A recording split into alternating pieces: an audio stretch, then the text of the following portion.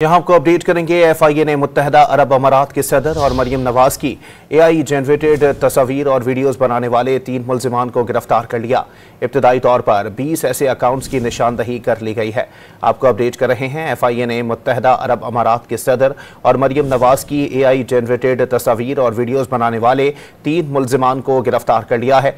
इब्तदाई तौर पर 20 ऐसे अकाउंट्स की निशानदही कर ली गई है। एफआईए साइबर क्राइम ने इब्तदाई तौर पर 20 अकाउंट्स की निशानदही कर दी है। अमाराती सदर और मरियम नवाज की जाली तस्वीर और वीडियोस बनाने वाले 3 मुल्जिमान गिरफ्तार किए गए हैं। इब्तदाई तौर पर 20 ऐसे अकाउंट्स की निशानदही कर ली गई है। आपको अपडेट कर रहे हैं। एफआईए ने मुत्तहदा अरब अमारात के सदर और मरियम नवाज की एआई जनरेटेड तस्वीर और वीडियोस बनाने वाले 3 मुल्जिमान को गिरफ्तार कर लिया है। इब्तदाई तौर पर 20 ऐसे अकाउंट्स की निशानदही कर ली गई है।